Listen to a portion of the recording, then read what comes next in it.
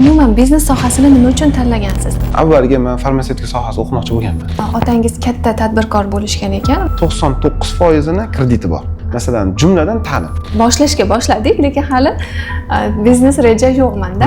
Shu jamiyatda a'zosi o'laroq isbotlab qo'ygim keladi. Hali yo'q foyda. Hali ish boshlamadik. Farzand ustida onasini bitta haqqi bo'lsa, bizning onamiz ikkita haqlari bor. Assalomu alaykum azizlarim. Bugun sizlar bilan Qalb kasbim loyihamizning navbatdagi sonini taqdim etamiz. Studiyamizning mehmoni Qo'qon shahrida chakana savdo, xizmat ko'rsatish hamda ta'lim yo'nalishlarida o'z faoliyatini davom ettirib kelayotgan iqtidorli tadbirkor Abdulhakim Zarif bizning mehmonimiz bo'lishadi. Abdulhakim, xush kelibsiz. Xo'p, avvalambor taklif uchun Gul opa katta rahmat aytaman. Xo'p, inshaalloh bugungi ko'rsatuv bizni kuzatayotgan kuzatuvchilarga hamda yangi kuzatmoqchi bo'lgan kuzatuvchilarga hammalariga manfaatli bo'ladi degan umiddaman. Inshaalloh. Vaqt ajratib kelganingiz uchun katta rahmat. Sizga ham taklif uchun rahmat. Bugungi kunda Abdulhakim quyidagi bizneslar bo'yicha faoliyat olib borishadi. Meni shaxsan bilganlarim Pokiza gilam yuvish fabrikasi, HR yordamchi loyihasi, ta'lim yo'nalishlarida Nihol ta'lim o'quv markazi, ilgari Abu Dhabi o'quv markazi edi. Bugungi kunda nomi o'zgaribdi va Yuksalish liderlar akademiyasi franshizasi. Bundan tashqari do'konlar tarmog'i, ya'ni Nasiya savdo elektronikalar savdosi hamda Mir market oziq-ovqatlar do'konlar tarmog'i. Xuddi shunday. Bu faqat men bilganlarim, qolganlarini hozircha bilmayman. Xuddi shunday. Xo'p. Biz 8 yildan beri, umuman 8 va undan ortiq bo'lib qoldi. Siz yuqorida sanagan hamma tijoratlarni muvaffaqiyatli boshqarib kelyapmiz. Albatta bu Allohning fazli bilan. O'shagina ko'pchilik taniydi. Bizda hamshaharlar, qo'qonliklar, Pokiza gilam fabrikasi, undan tashqari sizni xizmat ko'rsatishingizdan foydalanamiz. Mijozlaringizdan hisoblanamiz. Biz deyarli Qo'qonda aksar qismi xuddi shunday. Mijozlaring. Bundan xursand bo'lamiz. Xalqqa, hamshaharlarga foydamiz tegayotganda qilayotgan ishlarimizni. Hop, undan tashqari o'z deyarli hammasini sanab bo'ldingiz. Ba'zi bir loyihalar qilganmiz. U loyihalarda hozir sinov tariqasida amalga oshiryapmiz. Inshaalloh ularni yaqinda nomi bilan ommaga e'lon qilishga harakat qilamiz. Hozircha kuzatuvchilar shularni bilgan bo'lsa, deyarli ko'pini sanab bo'ldingiz. Rahmat. Endi mana shu bizneslaringiz haqida qisqacha ma'lumot berib o'tasizmi? Asosan HR loyihasi haqida, chunki bu qandaydir yangicha yo'nalish hisoblanadi. Qolganlarini misol uchun ko'pini bilaman, eshitganman, ko'rganman, lekin mana shu aynan HR loyihasi haqida hali eshitmagan edim. Shu haqida ma'lumot berib o'tsangiz. O'zi tadbirkorlik bu bir yo'nalish bo'lsa, lekin men aytadigan gapim har bir tadbirkorni, har bir biznesmenni o'zini mutaxassisligi bo'lsin deyman. Ya'ni har bir inson o'zini qanaqadir mutaxassisligi bo'lishi shart. Men chiqib biznesmenman deyishlik bu umumiy gap. To'g'ri. Ya'ni hamma biznesmen bo'la oladi. Ya'ni nimadir dollar, nimadir sotsangiz siz biznesmensiz.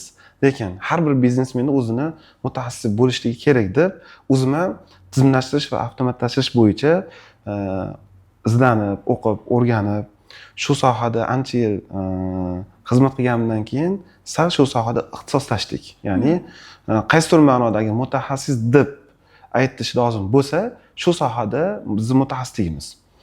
Shundan kelib chiqib biz HR yordamchi degan loyihani tashkil qildik. Bu loyihani tashkil qilishligimizning ham sababi o'zimizni boshqaruvimizda bir necha kompaniyalar bo'lsa, unda bir necha 100 xodimlar ishlaydi va u xodimlarni kelish-ketishni bir vaqtda o'zida nazorat qilishligimiz va ularni oyliklarini ular ishlagan soatlarida to'liq birovning haqqi birovga o'tib ketmaydigan tarzda ado qilishligimiz uchun shu loyihani ishlab chiqqanmiz. Avvaliga o'zimizni loyihalar uchun. Xodimlarni tekshirish. Kelish-ketishni nazorat qilishlik uchun. Buning uchun qanaqadir apparaturalar olib keltirgandingiz, bir ko'rgandim o'sha Pokiza gilam yuvish fabrikasiga borganimizda, qanaqadir kameraga o'xshagan narsa turardi-da, biz xodimlar kelib barmog'ini bosadimi, nima dedik. Ana shumi endi Xo'p, yo'q, u o'sha siz boshini ko'rgansiz. Evolutsiya. Hozir-ku endi rivojlanib ketdi. Biz bu loyihani qilgan paytimizda hozirgi kunda Instagramda ko'pchilik ko'rayotgan targetdagi shu HR platformalar yo'q edi. Biz boshida qilganimiz bu narsa yo'q edi. Endi biz qildik va bu loyihani qilgan paytimizda o'sha evolyutsiya bo'lgan. Boshida biz o'sha tangacha bilan qilganmiz, keyin отпечаткаga o'tganmiz. Отпечатка ekanligida ko'rgan edimmi? Keyin karta qilganmiz, keyin hozirgi kunda endi Face ID, yuzni identifikatsiya qilib turib, har bir xodimning kelish ketishini hisobga olinadi. Ya'ni keldi, ketdi qiladi va odatda hozir urf bo'lgani xodimlar keladi, o'sha eshikni oldida yo'laydi, ishxonani yoki do'konni, umuman har qanaqa joyda, ishlaydigan joyda eshik tagida terminal turadi. Shu terminalga keldi, ketdi qilib ketishadi yoki turniket bo'ladi. Biz hozir bizning texnologiya qanaqa, buni ham o'zini ichiga oladi. Bundan tashqari xodimlar shunchaki hech qayerga qaramasdan o'sha eshikdan kirgan paytida biz kamera qo'yib qo'ygan bo'lamiz. O'sha kamera uni yuzini aniqlab turib, shu xodimni keldi qilib qo'yadi. Bu demak rivojlangan holat o'zi. Ya'ni har bir xodim kelib aynan bir tugmani bosib keldi qilish shart emas yoki turniketdan o'tish shart emas. Shunchaki qarab o'tib ketsa bo'ldi. Ya'ni qarab emas, ya'ni ishxonaga shunchaki kirib ketsa bo'ldi. Uni keldi qilib qo'yadi, chiqib ketsa shunchaki ketdi qilib qo'yadi. Ya'ni tizimda o'zi. Endi hozir yana ham rivojlanib ketdi. Bunaqa terminallar, bunaqa kameralar o'rnatishni o'rniga ko'pchilik har bir xodimning o'zining telefoniga maxsus ilova qilib qo'yildi. Shu ilovada o'sha ishxonani radiusini belgilab qo'yasiz. Shu ishxonaga kelgan vaqtda shu radiusda lokatsiya yonadi, keyin foto hisobot yonadi, rasmli hisobot olib rasmga olib bitta jo'natsa, keyin keldi bo'la oladi. Ya'ni uyda o'tirganda keldi qila olmaydi. Aynan o'sha radiusda qila oladi. Hozirgi kunda shu ikkita yo'nalish trendga chiqdi. Ya'ni avvalgidek Face ID ga qarab keldi ketdi qilish shart emas. Endi siz ko'rganingiz, endi u birinchisi o'sha anchalar bo'lib ketdi. Menga bir 2019-yilda adashmasam. Bu yordamchi loyihamiz hozir ma'lumot uchun aytib qo'yay, fursatdan foydalanib mutlaqo bepul.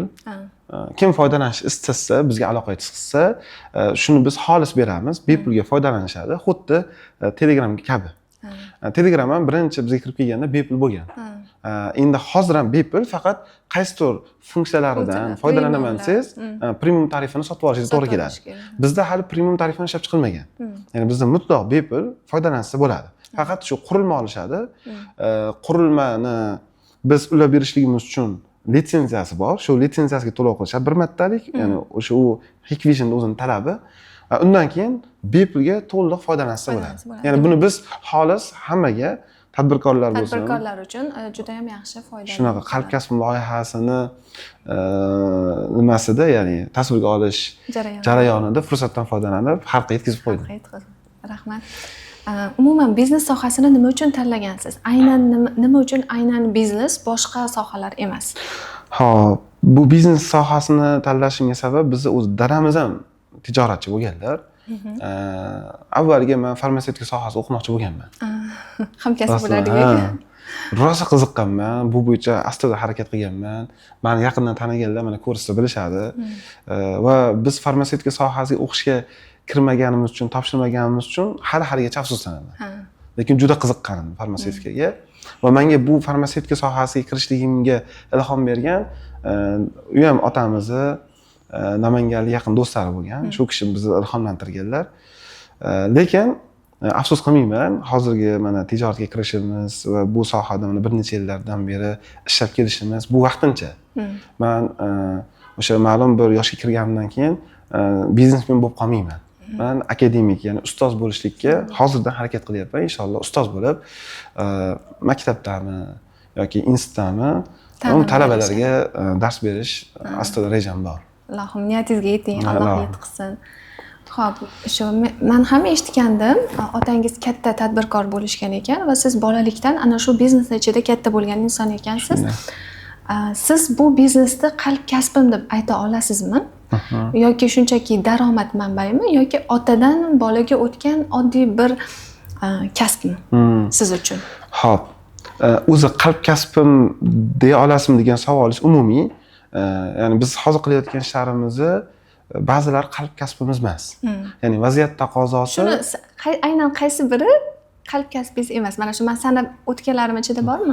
Bor. Qaysi biri agar sir bo'lmasa? Masalan, yo sir emas. Masalan, ba'zilari qalb kasbimizga dastlab qalb kasbimiz bo'lmagan bo'lsa, keyinchalik, ya'ni vaziyat taqozosi bilan qalb kasbimizga aylandi.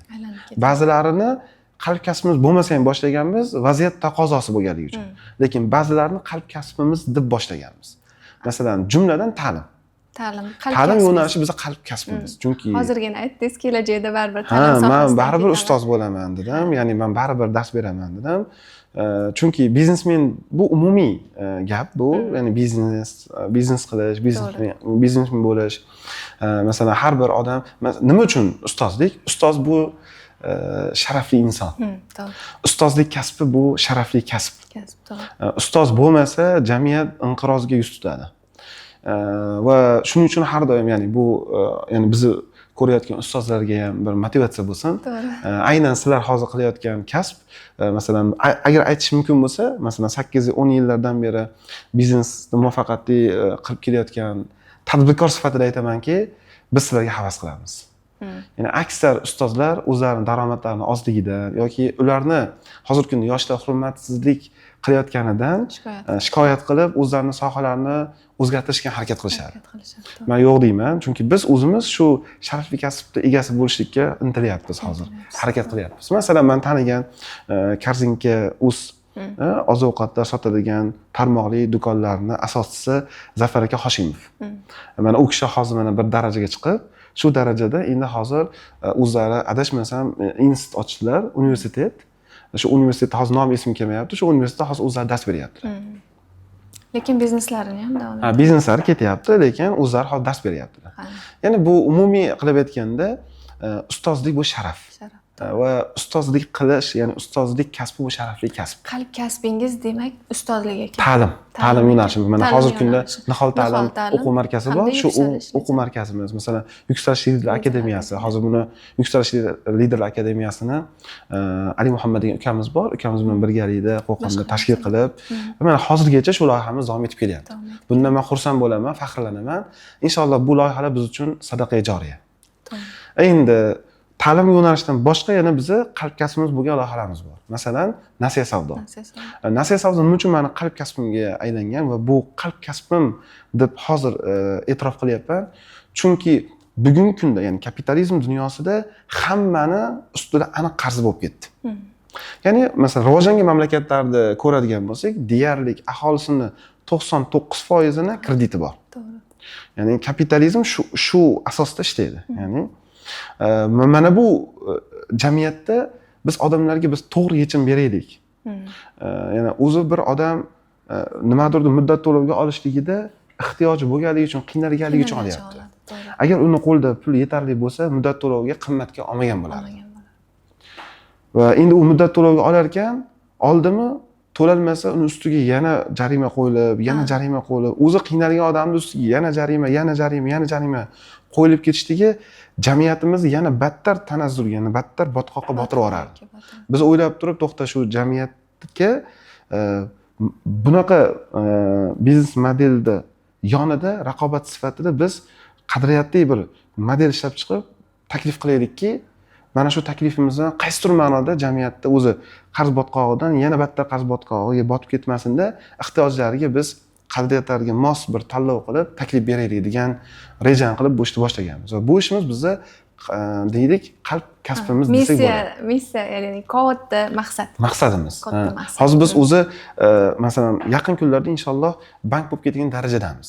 Hozirgi bizning tizimimiz bank bo'lib ketish darajasiga tayyor. Istalgan moliyachilarga mana hozir murojaatimiz kelib biz audit qilsa, bank darajasigacha olib kelib qo'yganmiz. Hisob kitoblarimiz, tizimlarimiz, boshqaruvlarimizni, ya'ni oddiy jaydari uslubdagi muddatli to'lov tizimi emas bizniki. Tizim boshqacha.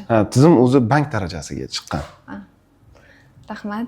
Shuning uchun qalb kasbimiz bo'lganligi uchun shu darajaga chiqqan demoqchiman. To'g'ri, rivojlanish. Tushunyapsizmi? Ya'ni yaqinda ham storyingizda ko'rdim, yana bitta katta do'kon ochilibdi. Nasiya savdoni. Nasiya savdo. Ochdik. Endi ko'pchilik savol tug'iladi, nima uchun filiallaringiz ko'p emas? Nima uchun butun O'zbekiston tanilib ketmagansizlar boshqa? Bu o'sha menga tasvirga olishdan oldin ba'zi savollarni oldindan bir eslatma bo'lsin deb aytib qo'yadi desa, men tabiiy chiqarsin dedim. O'sha tabiiy chiqarsin degunimgacha bo'lgan bitta savolingizga inshaalloh javob berib ketaman. Nima uchun bizning filiallarimiz bugungi kunda ko'payib ketmagani va yoki O'zbekiston bo'ylab tarqalib ketmaganligimiz tizim jihatidan, boshqaruv jihatidan biz butun O'zbekistonga tanib ketishga tayyormiz. Faqat o'sha biz ba'zi nyuanslari bor. Biz to'xtatib turgan, o'sha to'xtatib turgan narsalarni biz hal qilib olsak, keyin inshaalloh ommaga butun O'zbekiston bo'ylab tarmoqlarimizni kengaytirishga harakat qilamiz. Va o'zi meni tanigan ko'pchilik, o'zim bilasiz, hayotda men perfeksionistman. Ya'ni mukammalchiman. Nimadirdir men mukammal bo'lmagunigacha, to'g'ri bo'lmagunigacha qiyim kelmaydi yoki mana shu narsani boshlagim kelmaydi. Yuvish fabrikasini ham 8 yilda endi mana franshizasini e'lon qildingiz yaqinda. Ha, xuddi shunday. Ha, qolganlarini ham xudo xolasa Xudo xohlasa davom etadi. Yaxshi. Ko'pchilik sherikchilik asosida biznes boshlashadi. Lekin ma'lum bir natijalarga erishgandan keyin ular munosabatlari yomonlanishi natijasida ajralib ketishadi. Siz bilan birga ishlab yurgan paytimizda Yuksalish Liderlar Akademiyasida siz aytgandingizki, menda birorta ham biznesim yo'q, sherikchilik asosida bo'lmagan. Har bir biznesimda albatta sherik bor, hamkor bor. O'zi qaysi biri afzal, nima deb o'ylaysiz? Yakka tartibdagi boshqaruvmi yoki sherikchilik asosida qilingan biznesmi? Va nima uchun siz sherikchilik asosidagi biznesni tanlagansiz va qanday qilib bugungi kunda o'sha munosabatlarni saqlab kela olasiz? Ya'ni hamkorlaringiz bilan bir necha yillardan beri. Ha, ancha yillardan beri ajralib ketmagan birorta biznesingizni bilmayman, bankrot bo'lib yo'qolib ketgan. Chunki har bir sanagan bizneslaringizni men anchadan beri kuzataman sizni, taniyman va birorta biznesingiz, yopilgan biznesingizni bilmayman shu kungacha. Alhamdulillah. Ko'z tegmasin. Mashalloh deb qo'ying. Mashalloh. Xo'p, bu savolga javob berishdan avval qalb kasbim bo'lmagan biznesimizni aytib qo'yaylik, chunki kuzatuvchilarda shu qolib ketib qoldi.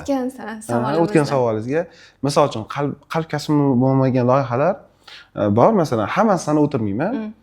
Mana bittasini ayting. Bittasini aytib qo'yaman. Masalan, xossatan masalan Mir Market. Mir Market, oziq-ovqatlar do'konlar tarmog'i. U nima uchun ochilgan desangiz, vaziyat taqozosi bo'lgan. Ha. Va uni ochishimizga asosiy sabab biz tizimlashtiruvchi, avtomatlashtiruvchi odamlar bo'lganligimiz uchun oziq-ovqat yo'nalishida men aytamanki, o'zi chakana savdo, o'zi nomi bilan chakana. Juda qiyin ishlash. Endi chakana savdoni ham eng chakanasi bu oziq-ovqat bo'ladi. Eng mayda. Ya'ni oziq-ovqat yo'nalishida hamma tranzaksiyalar, ya'ni tizimlashtirishda kerak bo'lgan barcha tranzaksiyalar amalga oshadi.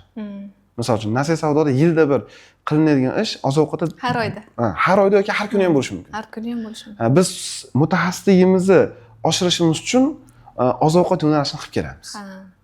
Tajribani oshirish uchun. Tajribamizni oshirish, chunki oziq-ovqat do'konini professional bo'lish uchun. Oziq-ovqat do'konini mana boshqaradiganlar bilishadi. Oziq-ovqat do'konini boshqarishda o'zingiz bo'lmasangiz do'konda ish yurmaydi. Yeb qo'yadi, o'g'irlab qo'yadi. Dorixonaga o'xshaganda, bizda ham dorixona biznesi xuddi shunaqa bo'lgan aptekada. Eskirib qoladi, yaroqsiz bo'lib qoladi. Ha, xuddi shunaqa. Mana shuning uchun buni tizimli, ya'ni ofisda turib, markazdan turib boshqarish bu oson ish emas. Bu mahorat talab qiladi. Biz bugungacha 3 ta filial ochganmiz. Amalda hozir 2 tasi ishlab kelyapti. 3 ta filial ochib, buni qiyinchilikdan ko'rib, biz tushunganmizki, bu bizni tajribamizni, mutaxassisligimizni yana ham oshirar ekan. Buni shuning uchun men oziq-ovqat yo'nalishini qalb kasbim deya olmayman. Sababi yuqorida sanab o'tdim va hozir sanab o'tmoqchi bo'lgan yana bitta sababim, oziq-ovqat yo'nalishi o'zim xohlamaydigan ba'zi mahsulotlarni ham sotishga majbur bo'lasiz. Ochig'i, misol uchun mana Pepsi Colalar. Misol uchun ba'zi zararli mahsulotlar bor. Mana o'zingiz ham shifokorlik yo'nalishida tushunasiz. Masalan, ko'p mahsulotlar, mana bolalar uchun zararli mahsulotlar bor. Chipslar bor. Chipslar, chupa-chupslar yoki va hokazoda va ularni sotmasangiz bo'lmaydi-da. Va men bunda ichim vijdonim qiynaladi. Apteka sohasidan ham o'zim xuddi shu masalada chiqib ketib qoldim. Vijdonim qiynaladi. Vijdoningiz qiynaladi-da. Meni vijdonim qiynaladi mana shu oziq-ovqat yo'nalishida. Endi haligi savolga o'tamiz. Xo'p, haligi savolingizga javob bersam, o'sha bir necha yillardan beri hamkorlar bilan, ya'ni siz aytdingizki, sherikchilik qilib biznes qilgan yaxshimi yoki yakkami? Yakka, alohida. Ikkinchi savolingiz, mana bir necha yillardan beri sherikchilik tijoratini qilib kelasiz va bular bilan qanday ishlab kelyapsiz? Munosabatlarda shuncha yillarda ajralmasdan yoki biznes yopilib ketmasdan, bankrot bo'lib ketmasdan olib kelyapsiz degan savollar berdingiz. Xo'p. Birinchisiga javob beradigan bo'lsam, birinchisiga men o'zi sherikchilik qilish tarafdoriman va buni qo'llab-quvvatlayman. Yakka biznesdan ko'ra sherikchilik biznesi barakali. Bunga eng asosiy sabab ikkita inson bir-birini aldamasdan, bir-biriga xiyonat qilmasdan halol ishlab sherikchilik qiladigan bo'lsa, uchinchisi Alloh bo'ladi. Alloh bo'ladi. Ya'ni Alloh taolo o'zi aytgan, o'zi haqida, ya'ni uchinchisi men bo'laman degan. Demakki, ikkita odam sherik bo'lsa, uchinchisi Alloh taolo sherik bo'ladigan bo'lsa, u sherikchilik hech qachon kasodga uchramaydi. Va bu tushuncha meni doim sherikchilik qilishlikka undaydi. Buni biz ustozlarimizdan eshitganmiz. Ustozlarimiz bizga sherikchilik qilish, birovning haqqi va undagi barakalar haqida ko'p gapirishganligi uchun men o'zim niyat qilganman, agar men tijorat boshlaydigan bo'lsam, sherikchilik asosida boshlayman deb. Endi sherikchilik ish qilishda yana bir muhim jihat, ya'ni meni o'zim sherikchilik ish qilishligim va sherikchilikka undashligimdagi eng muhim jihat bu ba'zi bir noto'g'ri gaplashib qo'yganman. Sherikchilik ishda it emas, sherikchilik oshda it emas. Sherikchilik qilsangiz falon bo'ladi, piston bo'ladi.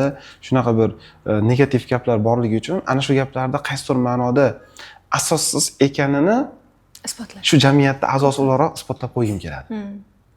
Ko'rsatib qo'yim keladiki, mana sizlar aytayotgan gap aslida noto'g'ri. Sherikchilik ishda baraka bor deyilib turgan paytida, sherikchilik ishda Alloh taolo men sherik bo'laman deb turgan vaqtda qanaqa qilib it emas deyilyapti. Yoki sherikchilik ish uzoqqa bormaydi deyilyapti. Biz masalan ko'p masalalarda chet eldan, g'arbdan o'rganishga harakat qilamiz. O'sha odamlarga aytaman, mana chet eldan, g'arbdan o'rganinglarchi, necha yuz yillik kompaniyalar bor, sherikchilik asosida ishlab kelayotgan. Ya'ni aksiyadorlik jamiyatlari bo'lib ketgan ular. To'g'ri. Nimaga biz endi musulmon sifatida, musulmon o'laroq qaysidir ma'noda biz ularga bir vaqtda namuna bo'lgan millat o'laroq sherikchilikni endi eplolmaymiz. Ya'ni eplolamiz, qilamiz. Endi ikkinchi savolingizga javob beradigan bo'lsam, mana bir necha yillardan beri sherikchilik qilib kelyapmiz va bu sherikchilikni chiroyli usulda davom etib kelayotganimiz va yakunlagan bo'lsak ham sherikchilikni chiroyli usulda yakunlaganligimiz, ya'ni oqibati go'zal bo'lsin deyshadi-ku, kattalar. Nimadir ish qiladigan bo'lsang, oqibatini chiroyli qil. To'g'ri. Oqibati chiroyli, oqibati bu xotimasi. Bir ish qiladigan bo'lsang, oqibatini o'ylab qilgin deyshadi. To'g'ri. Shu oqibati chiroyli yakun topgan sherikchiliklarimiz ham bor va hozirgacha davom etib kelayotgan sherikchiliklarimiz bor. Va bularning hammasini eng asosiy formulasi bu hisob kitoblarimiz joy-joylarida. Hisob kitobda mana sekret. Bizi hisob kitobimiz shu qadar aniq tiniq qilinadiki, ertadan keyin biz o'tirib shayton qo'zg'ab qolsa ham, masalan, daftarlar ko'tariladi. Hisob kitoblar ochiladi, ko'riladi, bo'ldi, to'g'ri ekan deyiladi. Va biz sherikchilik boshlayotgan paytimizda, masalan, men o'zimni tog'am o'g'illari bilan sherikchilik ish boshlaganman. U kishi bilan bo'lsin yoki o'zimni do'stlarim bilan, o'rtoqlarim bilan, sinfdoshlarim bilan, qo'shnilarim bilan, qarindoshlarim bilan sherikchilik ishlari boshlaganman, qilganman va hozirgacha qilib kelaman. Va birortasida sherikchilikni boshlayotgan paytimizda andisha ra'yoni chekkaga surib qo'yamiz. Ishni boshidan urushib olamiz. Ishni boshida janjallashib olamiz. Telegramdan guruh ochib olamiz. Ish boshlamaymiz. Gruppada eng yomon holatlarda gaplashamiz. Urushib ketamiz, talashib ketamiz. Bo'ldi, bo'lmas ekan, ish boshlamaymiz ekan deb boshlamagan ishlarimiz ham bor. Ya'ni ishlarimiz boshlanmasdan tugagan. Nima uchun siz biz o'sha ishni hozir ra'y andisha qilib boshlab qo'ysak, boshlab qo'yganimizdan keyin o'sha baribir kasallik qachondir yuzaga chiqadi-ku. Chiqqan vaqtida tugagandan ko'ra boshlanmay tugagani yaxshiroq. Oldini olingan ekan. Oldini olinadi. Shuning uchun aytamanki, har qanaqa inson sherikchilik qilishida birinchi ra'y andishani chekkaga surib qo'yib, g'irt o'sha foyda katta chiqib ketdi yoki katta ziyon bo'lib ketdi. Ana shu holatda qanaqa kelisha oladi bir-biri bilan. Ana shuni gaplashib olsin. Oldindan gaplashib olsin. Agar gaplashishlik imkoniyati qolmadi, hamma chiroyli bo'lsa, endi sun'iy ravishda janjallashsin ular. Misol uchun, siz bilan biz kelishdik, 50 yillik ish qilamiz deb, aytaylik, foyda zo'r chiqib ketadi. Men aytaman, endi Gul opa asosiy ishni men qilyapman deyman, shunga men endi sizga 30% beraman deyman. Hali yo'q foyda, hali ish boshlamadik. Siz men bilan urushasiz, nimaga 30% berasiz menga? Men aytdim, men hamma ishni men qildim deyman. Keyin siz, g'oya meniki edi deysiz. Urushib olamiz. O'sha paytda kelisharamiz yoki yo'qmi? Kelisharamiz degan nuqtaga kelsak, bo'ldi, zo'r. Daftar ruchka olamiz, yozamiz. Bu yerda endi insonlarning xarakteridan ham kelib chiqadi. Xarakterdan kelib chiqadi. Kimdir ko'proq o'zini o'ylaydi. To'g'rimi? Masalan, hamma inson kimdir ko'nuvchan bo'ladi. kimdir o'zinikini o'tkazuvchi o'tkazib boradi, xuddi shunaqa. Boshida mana shuni gaplashib olsa, zo'r bo'ladi. Keyin yozadi, daftarga kelishib oldi, daftarga yozadi yoki Telegram anaqa diktafon yozadi yoki kameraga olib qo'yadi. Yozgandan keyin isboti bilan albatta, u aka-uka bo'lsin, qarindosh urug' bo'lsin, keyin ikkita guvoh chaqiradi, erkak kishi. Agar ayol kishi bo'lsa, ikkita ayol, bitta erkak chaqiradi. O'tirg'izdirib, guvohlar deydi-da, guvohlarga keyin qo'l qo'ydirtiradi. Guvohlar o'zining aka-ukasi bo'lmaydi, begonalar. Ko'pchilik amal qilmay turgan sekretlari mana shu. Bittasi, ya'ni sherikchiligimizni muvaffaqiyatli shu paytgacha kelishligini eng katta siri bu bizni sherikchilikni boshlashligimizda urushib olamiz. Boshlashligida, ya'ni men qaysi ma'noda qo'pollashtirib aytyapman, urushib olamiz bu. Boshda kelishib olamiz. Boshda yozib olamiz. Yozsizlik qilib olamiz. Hamma narsalarga gaplashib olamiz. Biz bilasizmi, milliarder bo'lib olamiz boshida. Ish yo'q hali. Hali yo'q. Yoki bankrot bo'lib ketamiz. Ana shu holatlarda biz kelisharsak, keyin ish boshlaymiz. Masalan, ba'zi ishlarimiz bor. Boshdan masalan meni kuzatganlar agar kuzatib tursa, masalan biz bitta hamkorlik boshlaganmiz, boshlamoqchi bo'lganmiz. Aniqrog'i Xitoylar bilan pul tayyor, investor tayyor, ish qiluvchi tayyor, sherigim tayyor. Gaplashdik, bir hafta 10 kun muzokara, u 2 oylab ham cho'zilib ketdi va yakuniy natija kelisholmadik. Kelisholmasdan shu bilan xayrlashdik. Pul qo'limizda turibdi. Ertaga seryoga, ya'ni xomashyoga pul chiqaramiz Xitoyga. Ertaga pul turibdi. Hamma narsa bor. Dastgoh bor, pul bor, xomashyo bor, hamma narsa bor. U tijorat foyda keltiryapti. Endi yangi kelishuv bo'layotgan paytda kelishuv qilolmadik, o'sha yerda chiroyli ayrildik. Mana bu endi bu ishda xotimasi, ya'ni oqibatdan chiroyli bo'lishligi. To'g'ri. Va bu men aytayotgan formula aslida men aytayotgan bu meniki emas. Bu bizni qadriyatlarimiz yozib qo'yilgan. Ikkita odam bir-birini oldi-berdi qilib qo'ysa nima qilsin? Yozib qo'ysin deyilgan. O'sha yozib qo'yishni biz amalga oshiramiz. O'sha kitobdagi ishlarda amaliyotga qo'llaganligimizdan olgan foydalarimiz bugun bizni muvaffaqiyatli inson deb ko'rsatyapti xolos. Siz mana shu biz sanagan 3 xil yo'nalishda faoliyat olib borasiz. Bundan tashqari yana bir nechta yangi loyihalaringiz ham bor ekan. Bitta insonga qiyinlik qilmaydimi bir-biriga umuman o'xshamagan yo'nalishlarda biznes olib borish? Zo'r savol bo'ldi. Agar sizda bizneslar, umuman tijorat deyman, imkon qadar ajnabiy so'zlar ishlatmasga harakat qilyapman hozir, to'g'ri-china. Tijorat deb ketyapman, boshqa deb. Tijoratlarimizni biz, ya'ni turli xil yo'nalishdagi tijoratlarni biz boshqarishligimizda qiyinchilikka uchramasligimizning eng asosiy sababi bu bizda tijoratda tizimlashgan. Tizimlashgan va avtomatlashgan. Va biz nimadir tizim o'rnatadigan bo'lsak, o'sha tizim qolgan tijoratlarimizda ham ishlaydi. Masalan, ba'zilarida, ya'ni yo'nalishi har xil bo'lsa ham, ya'ni unikal bo'lgan masalan bo'limlar bor. Misol uchun Pokizada yuvish bo'limi. Yuvish bo'limi ta'limda bo'lmaydi, ta'limda yuvish bo'limi bo'lmaydi. Ta'limda o'quv bo'limi bor. Misol uchun aytaylik, Nasiya savdoda masalan undiruv bo'limi bor. Undiruv bo'limi Pokizada ishlamaydi. Mana shunaqa bo'limlar hisobga olmasak, lekin umumiy konsepsiya bir xil bo'lganligi uchun biz qiynalmaymiz. Biz jamoa ham shunga moslashib ketgan. Misol uchun HRlar to'liq departament shaklida hamma tijoratlarimizni HR bo'limini boshqaradi. Moliyachilar hamma tijoratlarimizni moliyasini boshqaradi. Men hamma tijoratlarimiz menejementini boshqaruvini qilaman. Va bu bizga murakkab, ya'ni bunday qilib aytganda qolipimiz bor, shu qolipga churib ketamiz. Mana shu tizimlashib, avtomatlashib olganligi uchun bizga qiyinchilik tug'dirmaydi. Mana shu tizimlashtirish haqida savolim ham bor edi. Ya'ni biznesni boshlashdan oldin o'sha bir yo'la tizimlashtirib borish kerakmi yoki o'sha boshlab savdo sotiqlarni yo'lga qo'yib bo'lib, undan keyin tizimlashtirish kerakmi? Mana siz mana shu shahrimizda aynan tizimlashtirish bo'yicha professional mutaxassissiz. Siz yangi boshlab turganingizda o'sha bir yo'la avtomatlashtirib, tizimlashtirib ketasizmi yoki oldin ishni yo'lga qo'yib keyin? Ko'pchilik oldin boshda yo'l-yo'lga tizimlashtirasan deydi.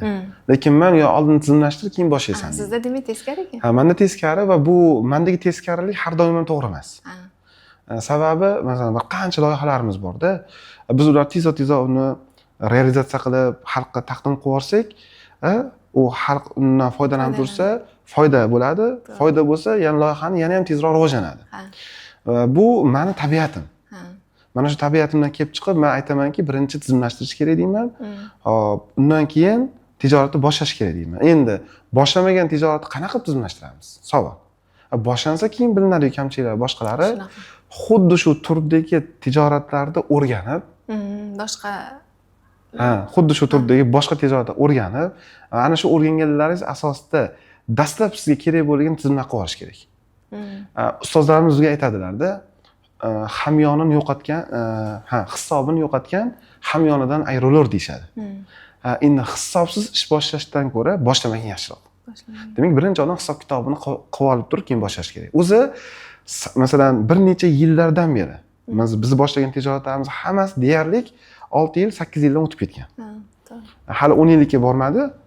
Inshaalloh 10 yillikdan o'tib olsak, o'zi statistika bo'yicha 90% tijoratda 10 yildan oshmaydi. Endi 10 yildan oshadigan biznesda bular 5-10% da xolos. Kam. Juda kam. Va biz mana bir necha yillardan beri muvaffaqiyatga olib kelishligimiz eng asos sababi nima? Tizimlash. Ya'ni hisobimiz boshidan biz ushlab olganmiz. Boshidan. Buni biz mazasini bilganligimiz uchun mayli. Bitta ochib kuchayib yo'g'ib ketgandan ko'ra, sekin-sekindan ko'tarilganimiz yaxshi deymiz. Shuning uchun men bu men shaxsiy fikrim, men hozir ommaga, hammaga avval tizimlashtirib turib keyin biznes boshlanglar deya olmayman. Lekin hammaning o'zini yo'li bor. Uslubi bor. Uslubi bor. Sizni aynan uslubingiz men uslubim oldin tizimlashtirib. Dastlabki tizimlashtirish kerak bo'lgan ishlarni tizimlashtirib bo'lsa ham boshlash kerak. Shunchaki qup-quruq boshlavermaslik, ketdi, davay, mana ol pul ketdi, bankrot bo'lib ketmaslik kerak. Dastlab kerak bo'lgan o'sha hisob kitobni deymizmi, kassasini nazoratini deymizmi, moliyasini boshqaruvni deymizmi, ana shu joylarni eng kamida Excelda bo'lsa ham tizimlashtirib turib boshlash bu yaxshiroq. Ya'ni tizimlashtirish bo'yicha mutaxassis sifatida aytyapman. Aynan mana shu holatga to'g'ri keladigan aynan menda ham jarayon bor. Guloyim brend asosida ayollarni liboslarini ishlab chiqarishni boshladik. Bu meni azaldan orzuyim edi. Aynan tikuvchilik sohasida biznes boshlash va bu bo'yicha sizdan ustozlik qilishingizni so'raganman ilgari ham. Rozi bo'lgandingiz va o'shanda nimadan ishni boshlay degan savolimga mana kim agar nimadan ishni boshlashni bilmay turgan bo'lsa, demak birinchi bo'lib siz tavsiya qilgansiz biznes reja tuzib oling. Ya'ni o'sha tijoratni rejasini tuzib olishingiz kerak degan edingiz. O'sha paytda buni bajara olmagandim. Hozir ham boshlashga boshladik, lekin hali biznes reja yo'qmanda. O'zi uni qanday qilib tuzib olishim kerak? O'zi zo'r savol. Boshlashim to'g'rimi biznes rejasiz? Oldin sotuvlarni yo'lga qo'yib, uni ishlab chiqarib, klientlar uni sotib olishni boshlagandan keyin biznes reja tuzib olsam bo'laveradimi? Masalan, mana shu joyga kelib, siz bilan uchrash kunimizgacha reja tuzdingmi, yo'qmi? Tuzdik. Kerak bo'lsa 2 oylab gaplashdik, to'g'rimi? Bugungi uchrashuvimiz, bugungi suhbatimiz kerak bo'lsa 2 oy avval rejalashtirildi. Yoki bir joyga safarga chiqmoqchimiz, Toshkentga yoki Farg'onaga yoki Andijonga albatta rejalashtiramiz. To'g'ri. Men atga boraman, borib bu ishni qilaman, bu ishni qilaman, bu ishni qilib qaytaman. Oddiy bozorga chiqadigan bo'lsak ham, dehqon bozori, kiyim-kechak bozori, buyum bozori, har qanaqa bozorga chiqadigan bo'lsak ham rejalashtirib olamiz. Falonlaman, piston. Nimaga endi biznesni rejalashtirmaymiz? Albatta eng katta muammo shu yerda. Odamlarda motivatsiyada, dopaminda ishni qilish kerak, kalkulyatorda hisob kitob qiladi, u zo'r foyda bo'lar ekan. Boshlariga davay deydi-da, boshda bankrot. O'tir uni, yoz uni. Misol odamda o'ylaganlari tiliga chiqqan paytida bir 70% qoladi. Yani 30% yo'qolib ketadi. Endi tiliga chiqqanlarni yozgan paytida yana bir 30% yo'qolib ketadi. Yozganlarni amaliyotga qo'llagan paytda yana 30% yo'qolib ketadi. Qancha qoladi o'zga? Ko'ryapsizmi, 10% gina qoldi xolos. 10% qoldi. Bu narsa miyada o'ylab turib sirasi boshqa yuborilmaydi-da. Endi o'sha 10% da siz amaliyotga qo'llaganingizdagi natijaga rozimisiz yoki yo'qmi? Rozi bo'lmasiz, boshlamang shu biznes. Endi rozi emasman desangiz, endi rejalashtirib oldingiz-ku. Endi shu 10% ni oshirish uchun nimalar qilishingiz kerak? O'shani o'ylang endi. Fikrlang, maslahatlashing, shu sohaning egalari, agar bu yangi soha bo'lsa, ehtiyojlarni aniqlang, borib odamlardan hozirgi tilda kastiv deydi, so'rovnoma o'tkazing. Shu narsaga odamlarda ehtiyoji bormi, o'sha yangi g'oyangizni? Men kuzatuvchilarga aytyapman. O'sha sizning g'oyangiz, bu yangilik, buni hozir bugungi kunda qilayotgan odamlar yo'q desangiz, o'sha siz bozorga taklif berayotgan g'oyizga odamlarning ehtiyoji qanday darajada? So'rovnoma qiling, chiqing. Kamida bir 100 ta 200 ta odamdan so'rang. Misol uchun aytaylik, mana shu deylik yarim litrmi shu? Yarim litrlik suvni ishlab chiqarishda bu yangi g'oya. Odamlar avval bunaqa polietilen idishda, ya'ni baklashga deymiz, suv ichmagan. Shuni siz g'oyasi kelib qoldi, shu narsa qilaman. Nimaga? Odamlarga qulay ko'tarib yurishga. Boshqa yengil, avval shisha bo'lardi. Chiqib so'rovnoma qilinardi. Masalan, sizga agar yengil qo'lingizni ko'tarib yurishga qulay bo'lgan bir idishda suv sotilsa olarmidingiz? Yoki bir qancha shunga o'xshash savollar tuzilib turib, bir necha yuztadir har xil segmentdagi, turdagi odamlardan savol berib, shuni o'rganib turib, ha, ehtiyoj bor ekan degan javob olsangiz, keyin qiling. Bu rejalashtirish mana. Rejalashtirishda aytyapman, yangi g'oya bo'lsa, odamlarning ehtiyojini aniqlab. Mijozlaringiz o'zi kim sizni? Mijozlaringizni portretini chizasiz. Menda bu ayollar va bu yangi g'oya emas. Endi liboslar o'zi bor model ishlab kelyapti, boshqalardan bor. Shunaqangi. Endi faqat bizda ozgina farq boshqacha.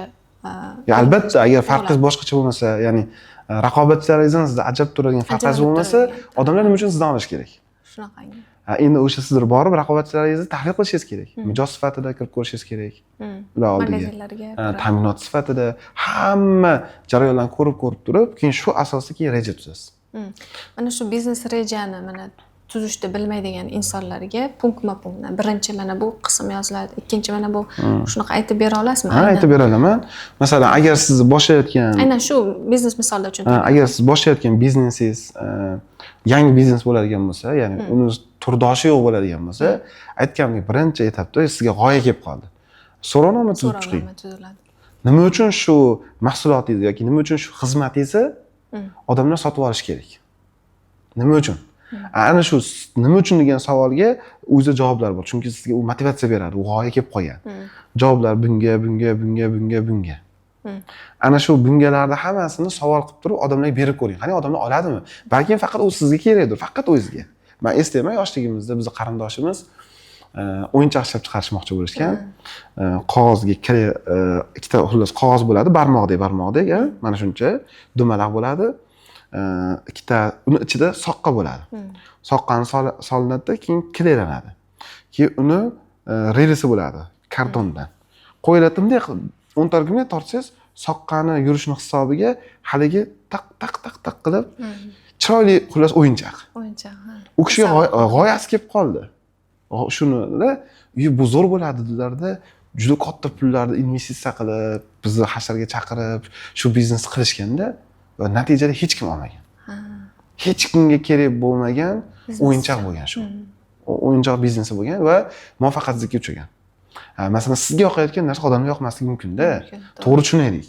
Men o'zimni savdo shoxobchalarimizga ham aytaman. Ta'minotchilarga, do'kon rahbarlariga baraka topkurlar.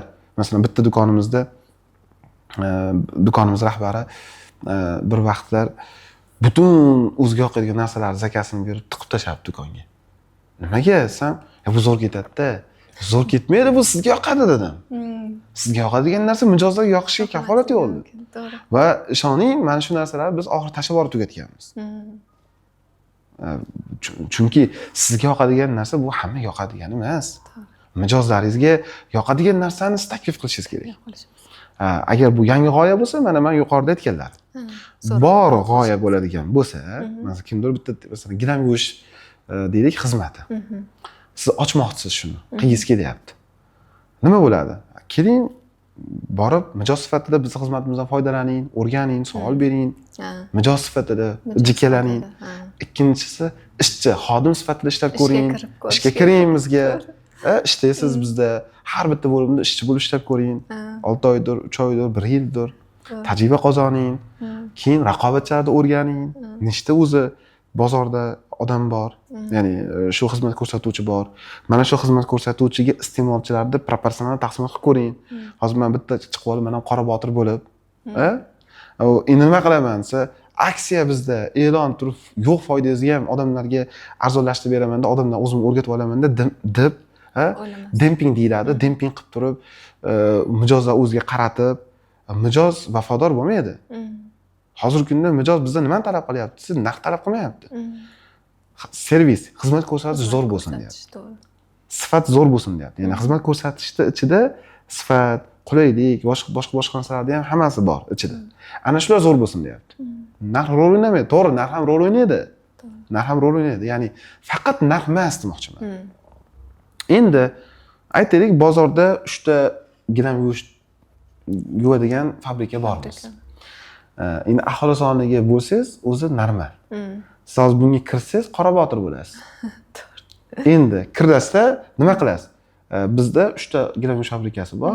3 ta gilam yuvish fabrikasiga misol uchun 3 ta mijoz bor. O'zi atiga 3 ta mijoz bor. Mijozlarni o'rganish kerak-da. Bizda muammo nimada? Nima uchun savdolar tushib ketdi? Nima uchun tovarlar qolib ketyapti desangiz, hamma savdogar bo'lib ketdi. Hamma savdogar bo'lish shart emas. Hamma, ya'ni oluvchidan hozir memlar chiqib ketdi-ku, videolar chiqib ketdi, vayllar chiqib ketdi. Bozorcha o'tirib, bir-biriga mijoz o'ynashyapti. Ko'rgan bo'lsangiz. Mijoz o'ynashadi. Hammasi bittasi ikkinchisiga mijoz bo'lib kiradi, bir-birini kayfiyatini ko'targani va hokazo videolar qilinyapti. Mana bu nimaga siz talabdan ko'ra taklif ko'payib ketdi. To'g'ri. Siz nima qilasiz shu taklifni berib? O'zi bu taklif masalan 3 ta gilam fabrikasiga 3 ta mijoz bo'lsa, siz 4-inchisi bo'lib kirib kelsangiz, 3 ta mijozni siz endi bittasini yoki ikkitasini o'ziga qaratmoqchi bo'lsangiz, mana ular berayotgan narxdan kamroq narx berasiz. To'g'ri. Oldingiz. Kim bilan nima qiladi? Deydi, bular ham past narx beradi. Mijoz narx bo'yicha sodiq bo'lmaydi keyin. Mijoz ya'ni nima desak bo'ladi? Sadoqatli emas. Kim yaxshi narx taklif qilsa, o'shanga o'tadi. O'tib ketaveradi, to'g'ri.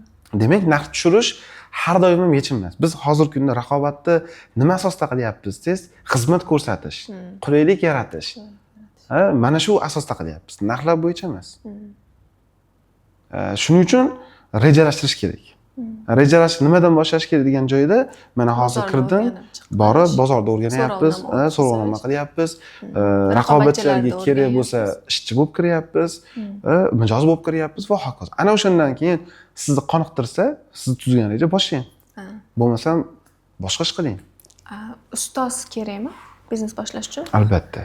Har bir insonga yoki mustaqil ham boshlash mumkinmi?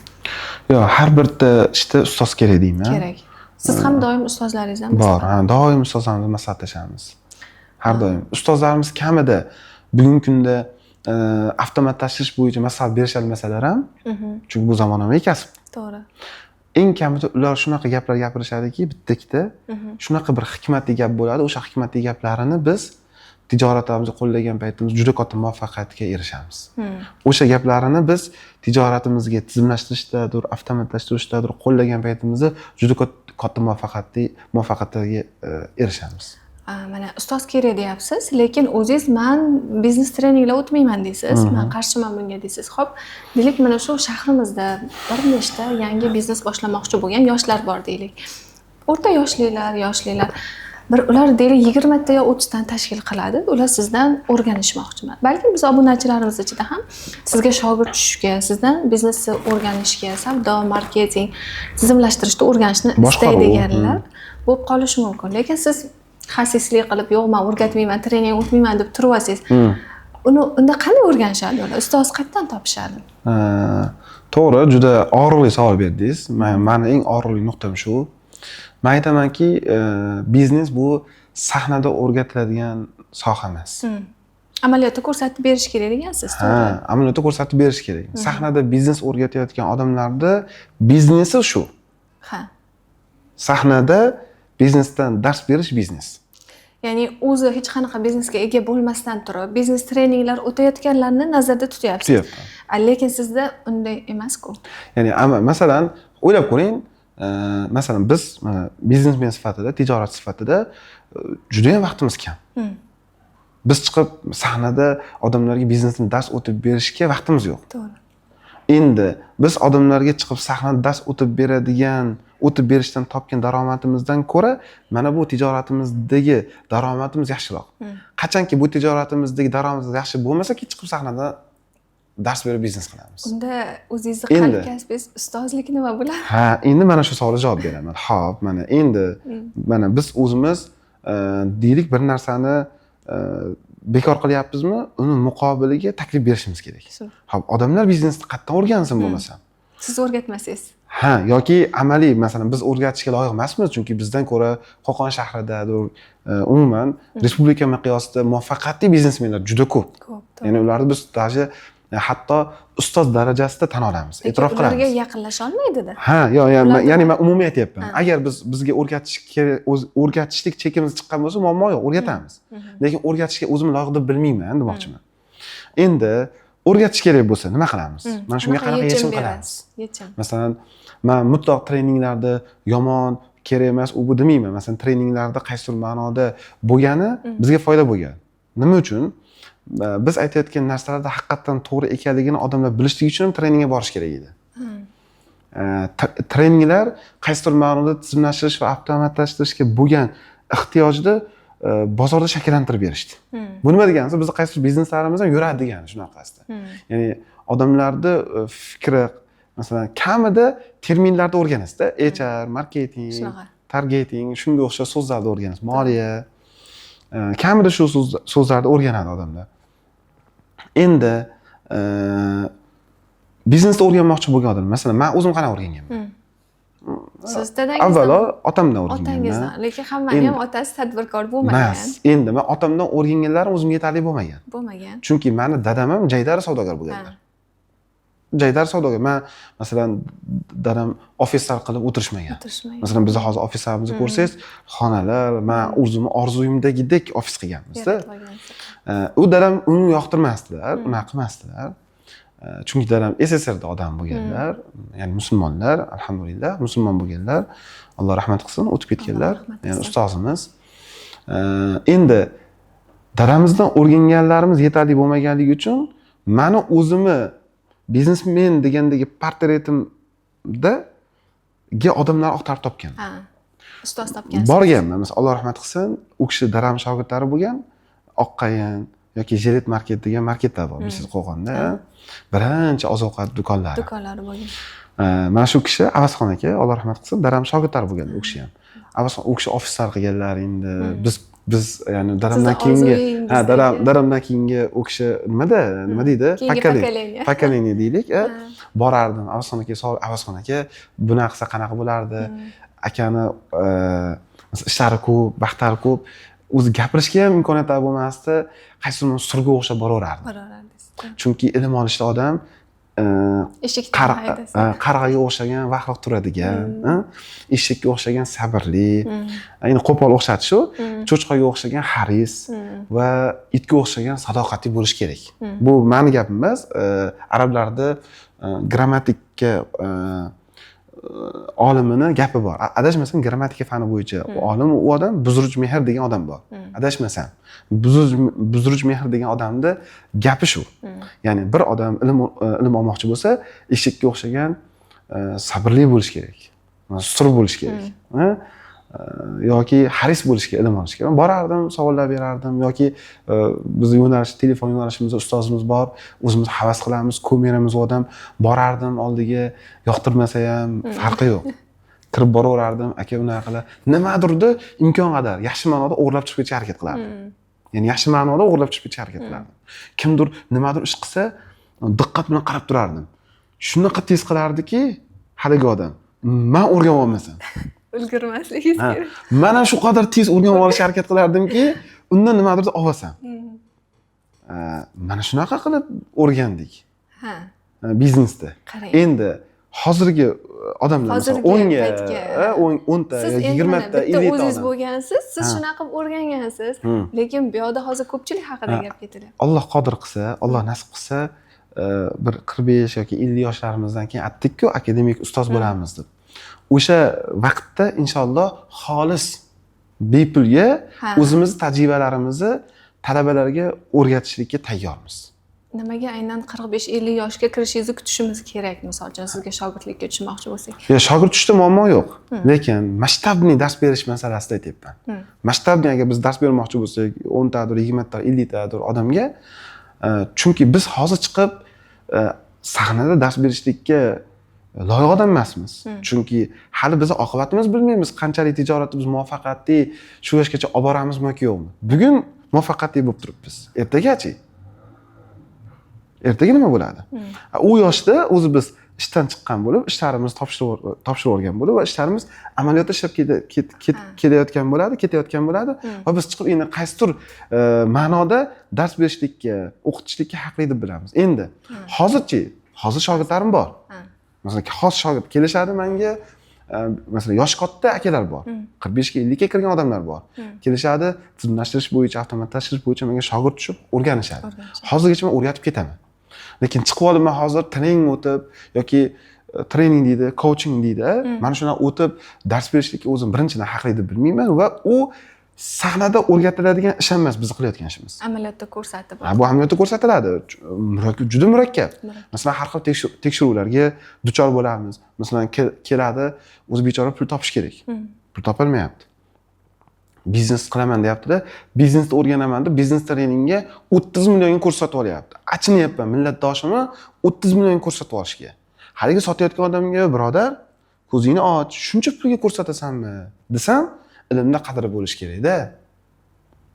Men shuncha pulga sotsam, keyin u qadrli bo'ladi-da. Keyin odamlar uni qadrlab, mendan eshitganlarni o'rganib, keyin amalga qo'llaydi-da deyshadi. Lekin men bilaman, 10% gina odam treningdan o'qib kelgan narsalarni amalga qo'llayapti. 90% qo'llamagan. Bekorga ketadi deyapsiz. U pul bekorga, u bechoraga o'zi pul kerak, u pul topaman deb yiqqan, topganini to'plab beryapti, tugayapti. Endi aytmoqchi bo'lganimda, ya'ni men mutlaq hamma treningchilar yomon deb yormayman. Masalan, ba'zi hayotiy tajribasi yoki ba'zi tijoriy tajribasi bor odamlar bugun chiqib dars berishyapti.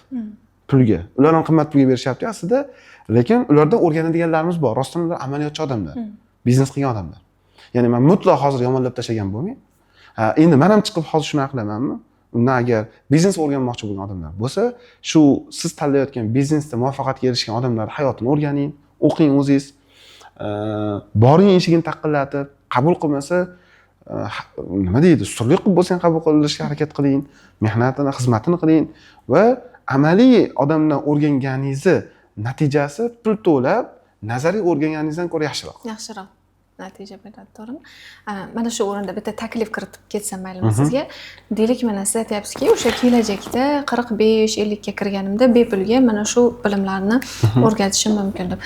O'shani kutmasdan bu bir oyda bir marta deylik, misol uchun YouTube kanalingizga hech bo'lmasam o'zingiz mana shu amaliyotlaringiz bilan bo'lishib borsangiz, bir soatlik dars yoki yarim soatlik, qanaqa qaraysiz bu fikrga? Ya'ni bepul. Shunchaki xolisona insonlarga, mana shu biznes boshlayotgan va biznesini boshlab bo'lgan insonlarga o'zingizning tajribalaringizni aynan video darslik orqali ehson sifatida deymizmi, bir xayrli amal sifatida, sadaqa joriyami? Sadaqa joriya sifatida shu bir oyda bir martagina bir soatlik dars sifatida joylab borsangiz qanday bo'ladi? Endi YouTube'da uncha effekt bermaydi. YouTube'da effekt bermaydi. Ya'ni berishi mumkin, u ham qaysidir ma'noda effekt berishi mumkin. Men taklifim, agar siz tadbirkor bo'lsangiz, tadbirkorlik qilayotgan bo'lsangiz, hozir biz yuqorida sanagan tajribalarni olmoqchi bo'lsangiz yoki bizda o'rganmoqchi bo'lsangiz, biz Qo'qon shahrida tadbirkorlar klubini tashkil qildik. Tadbirkorlar klubi. Hokand United degan. Mana shu biz uchun yangilik bo'ldi. Hokand United degan tadbirkorlar klubini tashkil qildik. U klub tijoriy klub emas, aytib qo'yay. U ijtimoiy klub. Tijoriy klublar pul topadi, klub ochib turib, klubdan ham pul topishyapti. Yo'q, men bunga qarshiman. Biz o'zi tijoratchimiz. Biz o'zi pul topadigan manbayimiz bor. Bu klub nimasi? Bu klub bizga sadaqa joriya. Shu klubda tadbirkorlar to'planamiz. To'plangan tadbirkorlar o'zini bilgan bilimlarini, amaliyotga qo'llagan tajribalarini xolis bepul ulashadi. Ana shu klubimizga a'zo bo'lishadi. U hech kim foyda ko'rmaydi u klubdan, faqat ma'naviy foyda ko'riladi. Moddiy foyda yo'q. Moddiy foyda yo'q. Endi to'g'ri, oylik badal to'lovlari bor. Oylik badal to'lovlari bizda o'sha Enerzon biznes markazi bor, uni to'loviga, keyin xizmatchilar bor. Mana shularga ishlatishimiz uchun ma'lum bir xarajati bor, fond shaklida. O'sha fondga ramziy ma'noda ozoq summa qilib qo'yganmiz. Faqat erkaklarga u. Yo'q, erkak ayol farqi yo'q. uni hay'at a'zolari bor. Hay'at a'zolariga tashlaymiz. Ayol kishi bo'lsa ham, erkak kishi bo'lsa ham, ular ko'rib chiqib, agar bizga mos tadbirkor shaxs bo'lsa, qabul qilamiz. Endi o'sha fondga hatto men ham to'lov qilaman. Qarang, men borib tajribamni ulashaman, klubda yana pul ham to'layman. Yana pul ham to'layman. Yana pul, chunki biz ustozlarimiz ham bizga ish o'rgatayotgan paytlarida yoki bilim berayotgan paytlarida pul to'lab o'qitishgan. Savolimga to'liq javob oldim. Aynan men shu narsa kerak edi. Ya'ni bu klub borligidan to'g'risi xabarim yo'q edi. Qachon bu klub ochgansizlar? 2 yil bo'ldi, xudo xohlasa. Meni xabarim 2 yil bo'lib qoldi. Endi ommatan endi e'lon qilib, endi buni tanitayapmiz klub, xudo xohlasa. Mana shu juda ham ajoyib. Inshaalloh yuzlagan, minglagan odamlar bo'lib ketadi klubda. Inshaalloh, albatta. Biznesni o'zi qancha sarmoya bilan boshlash kerak yoki umuman sarmoyasiz biznes boshlasa ham bo'ladi. Men sizga hozir bir qancha variantlarni taklif qilaman. Agar ularda ichida ma'qul bo'lsa, tanlaysiz, bo'lmasam o'zingizni variantingizni taklif qilsangiz bo'ladi. Xo'p, birinchisi noldan umuman hech qanday pul tikmasdan turib biznes boshlash. Ikkinchisi qarz olib, yaqinlardan, birodarlardan qarz olib biznes boshlash. Uchinchisi kredit olib biznes boshlash. Bugungi kunda ko'pchilik shundan ham foydalanyapti. To'rtinchisi bu o'zi pul yig'ib, bir necha yillar davomida sarmoya yig'ib turib, undan so'ng biznes boshlash. Va beshinchisi biznes reja tuzib olib, mana shu biznes rejasini investorlarga taqdim etib va ularni puliga biznes boshlash. Agar o'zida umuman yo'q bo'lsa pul, faqat biznes g'oya bo'lsa. Bo'ldi, yaxshi gapirdingiz. Ikkinchi bilan uchinchiga qo'shilmayman. Qarz olish bilan kredit olish mutlaq qattiq chopaman shu fikrda. Chunki siz o'z nom bilan hali biznes qilyapsiz, biznes qilmoqchi bo'lyapsiz, pulingiz yo'q. To'g'ri. Hali foydasi yo'q bo'lgan ishga qarz olib, firibgar, qallob, mashining bo'lib ketgandan ko'ra, keling biznes qilmay, oylikka ishlab qo'ya qoling. Nima qilasiz? Endi yurib ketsa-chi? Yurib ketsa zo'r. Yaxshi. Yurib ketmasa-chi? Baribir yurib ketmaslik ehtimoliga qarab turib ish qilishimiz kerak. Demak, qarz bo'lmadi. Kreditchi, kredit bu qarzdan battar narsa-ku. Qarz o'zgarmaydi, lekin kredit o'zgaradi. Misol uchun $10,000 qarz olsangiz $10,000. Lekin $10,000 kredit olsangiz, u to'lamasangiz $11,000, $12,000, $15,000. Ya'ni bu men moliyaviy jihatini aytyapman. Qadriyat jihatini aytadigan bo'lsam, bu bo'yicha masalan qancha taqiqlar bor. To'g'ri.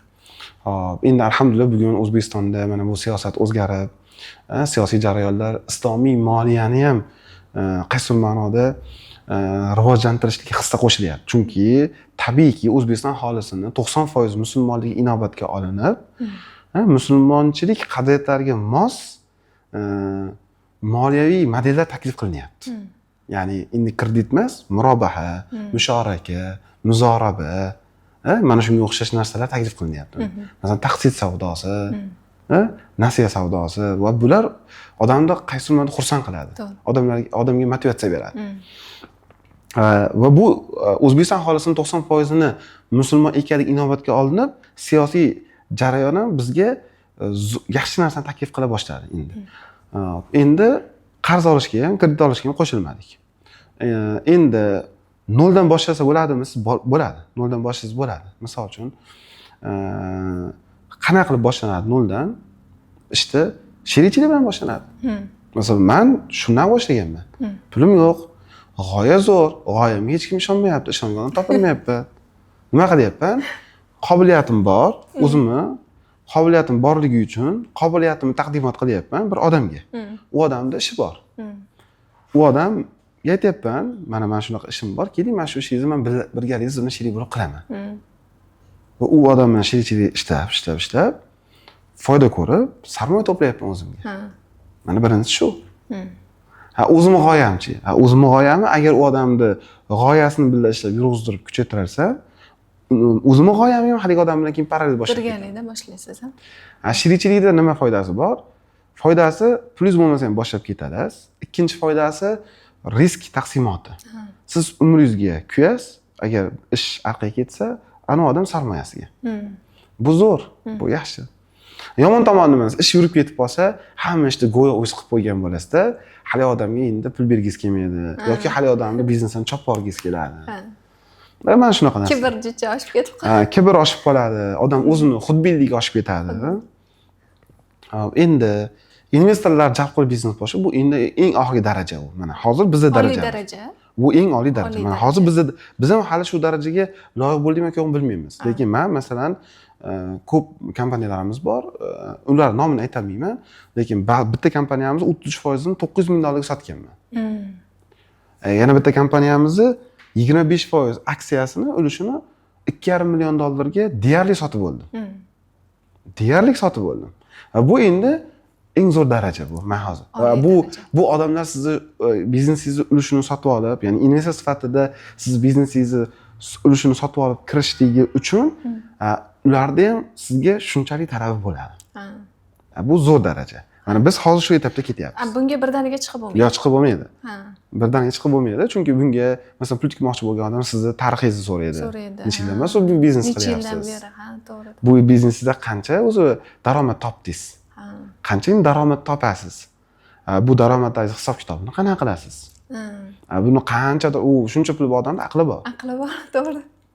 U kelibdi, o zo'r mana deb pul berib qo'ymaydi. Tahlil qilib. Bu eng zo'r daraja. Oxirgi 5-chingiz o'sha investor jalb qilish. Endi 1da aytdik, 2-3 bilan chopdik, 5da aytdik, 4. 4-inchisi pul yig'ib turib boshlash. Pul yig'ib turib boshlash bevosita haligi chiri birovni biznesiga sherik bo'lib kirib, uni daromadiga sherik bo'lasizda, pul to'plab turib biznes boshlashingiz bilan teng deyarli. Endi alohida o'zingiz pul yig'ib turib boshlash degan masalada misol uchun oylikchi bo'lsa, har oyligidan $100 bir yil yig'adi-da. Kichkina biznesga. Kichikroq shaklda tijorat qilsa, menimcha bo'ladi. Bu ham bir yaxshi yechim, yaxshi model. Rahmat. Endi hozir mana islomiy moliya haqida gapirdingiz. O'sha Yuksalish liderlar akademiyasida ishlagan paytimizda bir kitob tarjima qilyapman degandingiz. Mana shu kitobingiz aynan islomiy moliya haqida edi. Mana shu kitob nima bo'ldi keyin nashr etdingizmi? Tarjimasi yakunlandimi? Uni biz qayerdan topsak bo'ladi?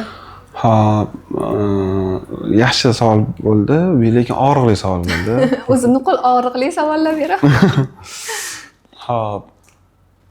Muhammad Taqiy Usmoniy degan olim kishi bor. Ya'ni islomiy moliya bo'yicha bu kishi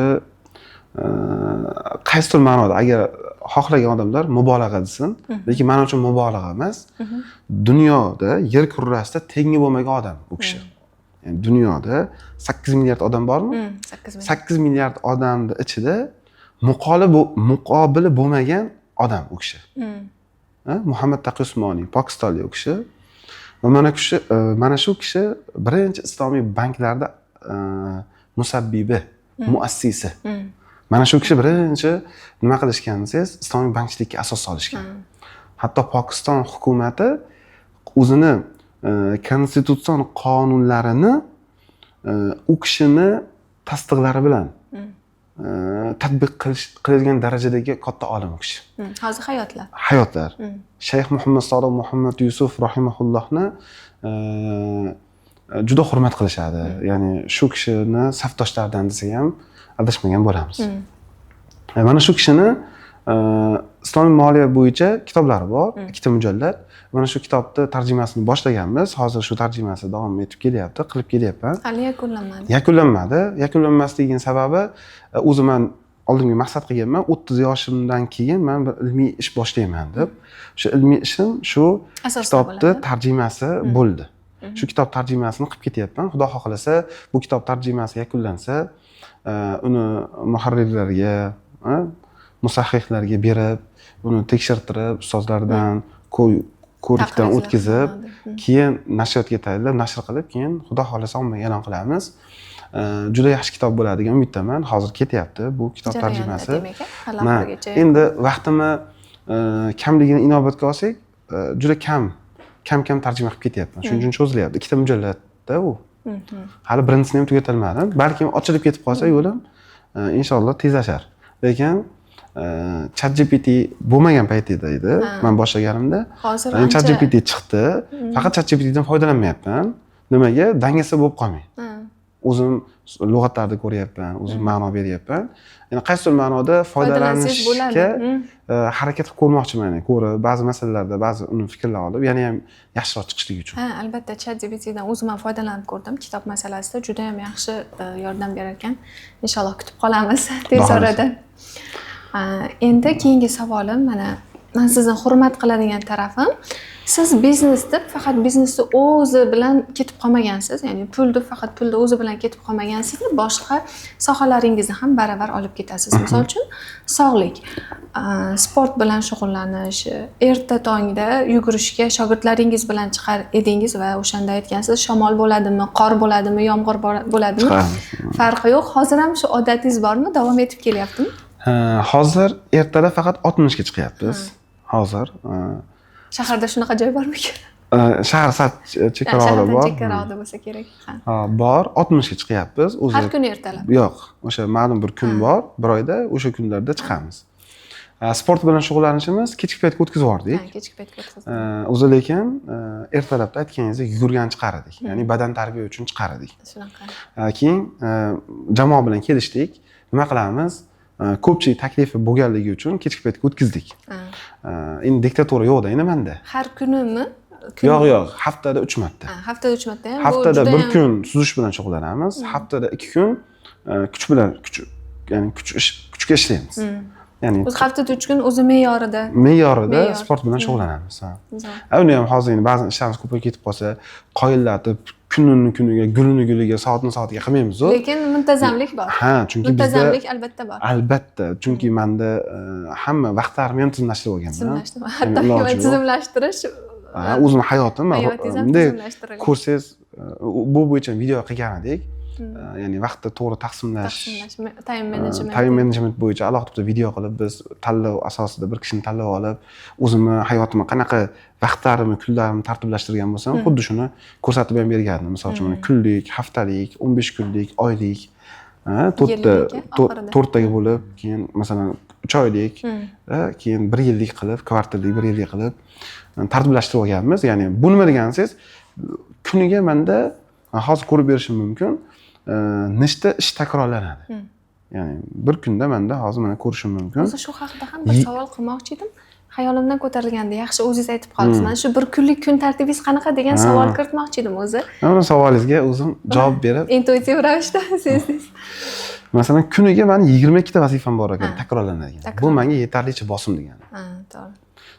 Haftada 15 ta. Masalan, 15 kunda 5 ta va hokazo. Bir kunlik mana misol uchun bir kunlik kun tartibingizni qisqacha aytib bering. Hop, bir kunlik kun tartibim. Nechada uyg'onasiz ertalab? Hop, odatda bomdod namozidan 45 minut yoki yarim soat oldin uyg'onaman. Keyin bomdod namozi tayyorgarlik va hokazo bomdod namozi chiqib kelamiz. Keyin yo bomdod namozidan avval yo keyin kitobimning tarjimasi bilan shug'ullanaman. Keyin ozgina qaydovlar qilaman. Keyin nonushta, ishga ketish tayyorgarlik, keyin ishga boraman va hokazo. Keyin kechki payt oxiri uxlash vaqtim 22:00 yoki 22:45. Aynan. Eng oxirgi shu. Kerak. Shunda uxlashim kerak deyman. Shu. Shungacha 22 ta vazifani bajarishim kerak. Kunlik.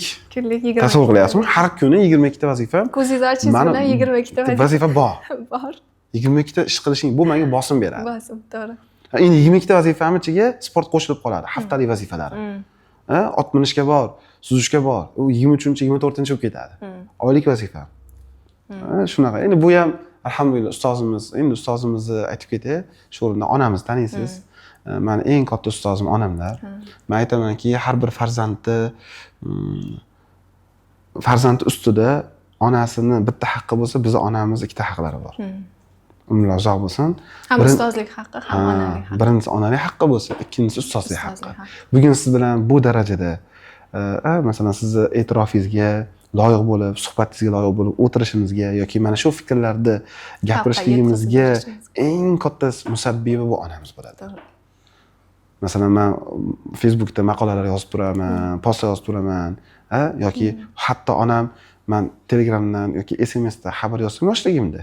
Telegram bo'lmagan, WhatsApp bo'lgan yoki SMS bo'lgan. To'g'ri yoz, qattiq qilib yoz, yumshoq qilib yoz. Xatolaringizni to'g'rilatib. Ha, imloviy xatolarimizgacha diqqat qilib e'tibor berishgan, ishoning. Shu qadar bizga juda qattiq e'tibor qaratishganki, ya'ni bemalol ustoz, men shu kitobni tarjima qilyapman. Shu kitobimni tarjima qilishligimni ham salohiyatini onamdan olganman. Ya'ni meni ustozim onamlar. Tarjima qilish ko'nikmasini onamdan o'rgangan. O'zlari ham ustozlar, Ha, boshqa ustozlar, insonlarga ham hatto o'zlari ham rasman ham ustozlar, rasman o'zlari ustozlar. dars ham berishadi. dars ham berishadi. Judayam Alhamdulillah, kelinlarim ham shunga, uy ham shunaqa. Dars beradi, opalarimiz ham dars berishadi. Endi bunday qilib aytganda, ustozlar oilasi. Ustozlar Endi oilasi. nima uchun ustozlik qilmay? Ha, to'g'ri. Qalb kasbim-ku umuman ustozlik To'g'ri. qilish. Qalb kasbi. Endi oila va ishni qanday qilib uyg'unlashtirasiz? Mana shu 22 ta vazifa bu faqat biznesga oidmi? Yo'q, Bu oila ham bor. ha, oila ham Xo'p, mana qanday qilib uyg'unlashtirasiz oila va biznes? Oila va tadbirkorlik dedikmi, tijorat dedikmi? Ha, masalan, ba'zi tadbirkorliklarimiz bevosita oilamiz bilan kollaboratsiya bo'lib ketgan. Ha, Masalan, aralashib ketgan, uyg'unlashib ketgan. ta'lim. Oilamiz bilan nima kollaboratsiya bo'lib ketgan. Yo'q, bu yerda hozir ish nazarda tutilmayapti. Oilaga, farzandga, turmush o'rtoqqa e'tibor, vaqt ajratish, ular bilan suhbatlashish, ular bilan qaysidir joylarga sayohatlarga chiqish misol uchun. Endi hozir men bu gapni gapirsam, hozir men mabodo ayolim ko'rib qolsa, farzandlarim ko'rib qolsa, "Oh" deydi, "Dadam zo'r ajrataman" deb o'ylayotganlar deb o'ylashi mumkin. Chunki hamma inson baribir unga berilayotgan ne'matga rozi bo'lmaydi, shukr qilmaydi. To'g'ri. Jumladan biz oilamizda ham xuddi shunaqa narsa bo'lishi mumkin. Lekin bormi, maksimal biz oilamiz, ahliyalarimiz o'zlarini roziliklarini bildirishga bu menga motivatsiyada harakat qilishadi-yu, lekin men o'zim yetarli e'tibor bermayapman deb o'ylayman. Lekin harakat qilaman bularni ko'nglini olishga, sayohatlarga olib chiqishga, imkoniyatingizdan kelib chiqib. Misol uchun chet ellarga olib chiqqanman. Tashqi tog'larga olib boraman va hokazo shuncha ishim orasida baribir oilamga vaqt ajrataman. Kerak bo'lsa yurganib chiqib turamiz. Shunaqa ochiq aytganingiz uchun rahmat. Endi mana shu kulminatsion nuqtaga. Chunki hayotimizda uzra gapingizni bo'ldim. Hayotimizda ularda ham tijoratimizga qanchalik vaqt ajratayotgan bo'lsa, o'shancha vaqt ajratishimizga haqqi bor-da. Haqqi bor. Ular ham ma'nan ehtiyoji bor biz uchun. Masalan, men ovqatlanib o'tirsam ham ilm olay deb YouTube'da narsalar ko'rib o'tiraman-da. Qo'ying shu telefoningizni, hech bo'lmasa shu ovqatlanganda gaplashib o'tiraylik deyshadi. Mana shu ochiqlik uchun rahmat sizga. Chunki ayollarda ko'proq ular shunaqangi turmush o'rtog'idan e'tibor ola olishmaydi. Agar turmush o'rtoqlari shunaqangi tadbirkor insonlar bo'lsa, band insonlar bo'lsa, shu taraflari ham. Lekin o'sha 22 ta vazifam ichida 1,5 soatni oilam bilan vaqt o'tkazish degan vazifam bor. Vazifa ham bor. Bor, oilam bilan vaqt o'tkazaman. Bolalarimni o'ynayman, qizlarim, farzandlarim bilan. Rahmat. Endi kulminatsion nuqtaga keldik. Mana shu qalb kasbingiz, tijoratchilik yo'lida siz yo'l qo'ygan eng katta xatoni nimada deb o'ylaysiz? Mana bu masalan, bunday qilib aytganda hamma mana bir necha turdagi tijoratlar baravar boshlab yuborishligim eng katta xatoim bo'ldi. Mana shu 3 ta yo'nalish, ta'lim, chakana savdo, xizmat ko'rsatish, hammasini baravar boshlab. Baravar boshlab olganim va bu turdagi masalan chakana savdoda ikki xil tijoratimiz bor. Oziq-ovqat bilan nasiya savdo. Nasiya savdo, to'g'ri. Mana shularni baravar boshlaganligim meni eng katta xatoyim. Xatoyim. Men juda charchaganman. Juda qiynalganman. Mana chunki bularni hammasini baravar ushlab ketish, baravar bularni boshqarish, tizimlashtirish, avtomatlashtirish bu tijoratimizga sherik bo'lgan odamlar aytdim-ku, birorta tijoratim sheriksiz emas. Hammasida sherigim bor. Ha, shunaqa degan. Va sheriklarim oldidagi meni mas'uliyatim, men juda ezgan, meni qiynagan. Hozir o'tib ketgan-a u? O'tib ketgan. Hozir endi o'tib ketdik, alhamdulillah. Hozir qiyinchilik yo'q. Yo'q. Taxminan qancha vaqt qiynalgansiz? 6 yil. 6 yil. Endi 2 yildan beri tizimlashgandan keyin. Keyin qiynalganmiz, 6 yil. Rahmat. Endi kelajakdagi maqsadlaringiz, mana shu qalb kasbingiz yo'lida o'zi aytib o'tdingiz, ya'ni ustozlik qilish, dars berish, akademik bo'lish. O'zi uzra gapingiz bo'ldim. O'zi aytaman, men buni qayerdadir eshitgandim, adashmasam. Men Instagramga video qo'ygan edim. Yigitlarga majlislarda aytib turaman-da, yigitlar, ustimizda ishlaylik, o'qiylik, o'rganaylik, harakat qilaylik. Faqat pul demanglar. Odam o'zini ustida ishlasa, mutaxassislik bo'lsin. Bir mutaxassislik bo'lsinki, bugun ustimizda ishlab qattiq harakat qilsak, ertadan keyin Alloh nasib qilsa, akademik bo'lamiz. Inshaalloh. Agar biz faqat pul topib, ustimizda ishlamasa, o'qimasa yuraversak, keyin akademik bo'lib qolamiz. Akademik bo'lsak nima bo'ladi desangiz, musulmon bo'lsak, 5 mahal masjidga namozga chiqamizda, masjiddan chiqishimiz choyxona bo'ladi, choyxonaga keyin narda tashlab o'tiramizda, keyin shiqillatib. Shunaqa. Agar insofli chol bo'lsak. To'g'ri. Agar insofli chol bo'lsa, karta tashlab o'tiramiz. Karta tashlab o'tirasiz. Bu bo'lmaydi-da. Endi u yoshda nima qilish kerak? U yoshda chiqib universitetdir, maktabdir, bori bog'chadir, dars bersak yarashadi. Dadam ham akademik bo'ldilar, 60 yosh. Voh, mashalloh. 60 yoshdan oshganlar. Mashalloh. Alloh nasib qilsin Dori-darmon bizga. sohasida. Dadingiz ham shu sohadamilar, farmatsevtika. Dadam badlar yo'nalishida, o'simliklar, Ha, dori o'simlik. o'simliklar. Ha, mani onam yo'nalishi. Siz onangiz yo'nalishida. Ha, zo'r. Yaqinda akademik unvonni. Ha, zo'r. Shunday. Endi mana shu bizni kuzatib turgan, tijorat boshlamoqchi bo'lgan va yoki tijoratini boshlab bo'lgan insonlarga qanaqangi bir ruhlantiruvchi, ularga qanday yakuniy bir so'zingizni ayta olasiz? Xo'p, aynan tijoratmi yoki kasb egalarigami yoki umumiymi? Umumiy tarzda aytsak ham bo'ladi. Mana shu bizni kuzatib turgan obunachilarimiz. Ha, bo'ldi. Xo'p. Men ya'ni o'sha kuzatib turgan obunachilarga, kuzatmoqchi bo'lganlarga aytadigan gapim, hech qachon prioritetga pulni olib chiqmang. Ya'ni siz bir ish qilmoqchi bo'lsangiz, qilayotgan ishingizni pul uchun qilmang. Agar siz uni ishni pul uchun qiladigan bo'lsangiz, kasbdir, biznesdir, biling o'sha kasbingizni ham, o'sha biznesingizni ham to'xtatasiz qachon pul kelmay qolsa. Kelmay qolsa tashlab ketaverasiz. Ha, tashlab ketaverasiz. Agar siz uni pul uchun qilmaydigan bo'lsangiz, siz o'sha ishni qilarkansiz, sizni ertalab uyg'otar ekan, o'sha ish sizni pul uchun uyg'otmaydi-da, maqsad uchun uyg'otadi. Maqsadingiz sizni uyg'otadi va mana shu ishda harakat qilasiz, keyin o'zi natija kelib, o'zi pul kelishni boshlaydi. Endi o'ylab ko'rish kerak. Misol uchun biz har doim amallarimizni natijalarga bog'lab qo'yaverishimiz to'g'rimi? Natija bo'lsa keyin harakat qilaman, natija bo'lsa keyin harakat qilaman. O'zi biz musulmon o'laroq natijalarini oxiratda ko'radigan odamlarmiz.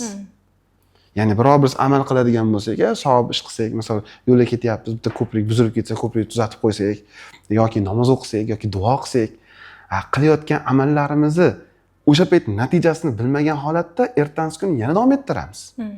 Davom ettiramiz, uning natijasini biz oxiratda ko'ramiz. Shunday ekan, biz qilayotgan ishlarimizni hammasini natijaga bog'lab qo'ymasligimiz kerak. Ana o'shanda o'sha ishlarni biz davomiy qilamiz. Davomiy bo'lgan ishda albatta nima bo'ladi?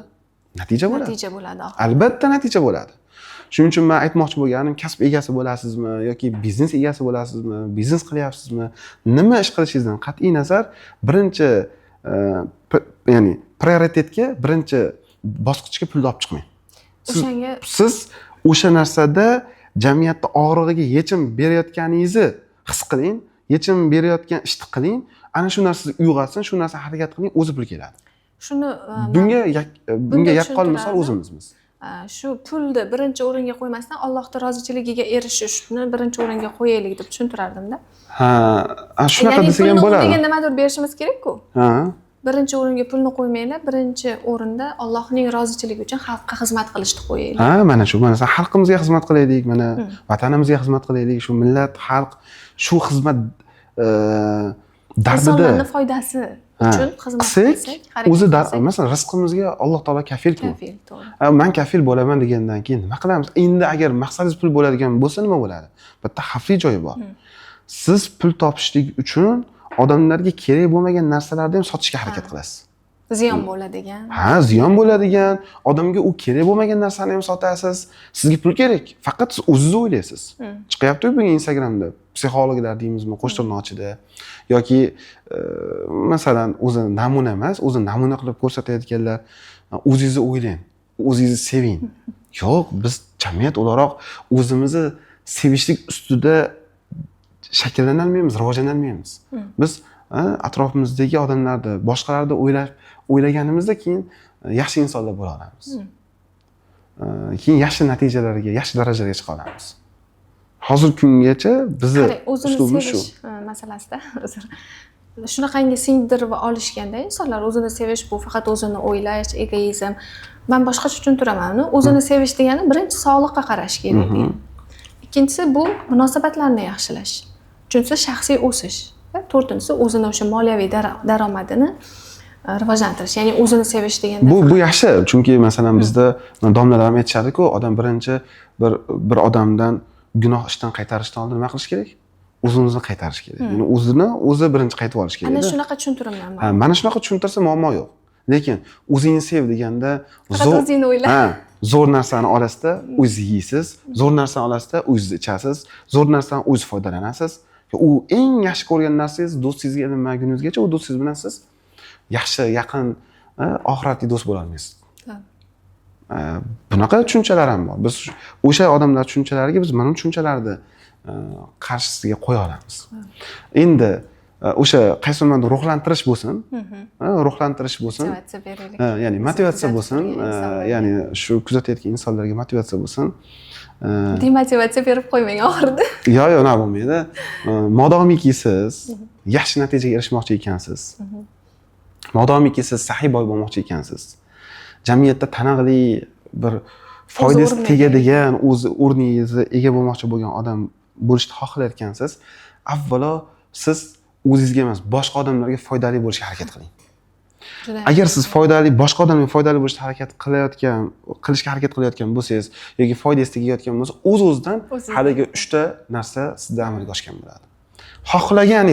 Xohlagan sohangiz, bloger bo'lasizmi, doktor bo'lasizmi, ustoz bo'lasizmi, biznesmen bo'lasizmi, farqi yo'q. Siz jamiyatga foydasi tegishga harakat qiling. Ana shunda keyin siz o'sha men aytayotgan, ya'ni siz mendan so'rayotgan yoki bular o'zlari orzu qilayotgan natijalarga erishishadi. Bu aniq formula bu. To'g'ri. Katta rahmat Abdulhakim. Juda ham maroqli suhbat bo'ldi. Umid qilamizki, bizni kuzatib turgan obunachilarimiz juda ham bizdan mamnun bo'lishadi. E'tiborlaringiz uchun rahmat. Keyingi ko'rsatuvlarda ko'rishguncha xayr deb qolamiz azizlarim. Salom bo'linglar.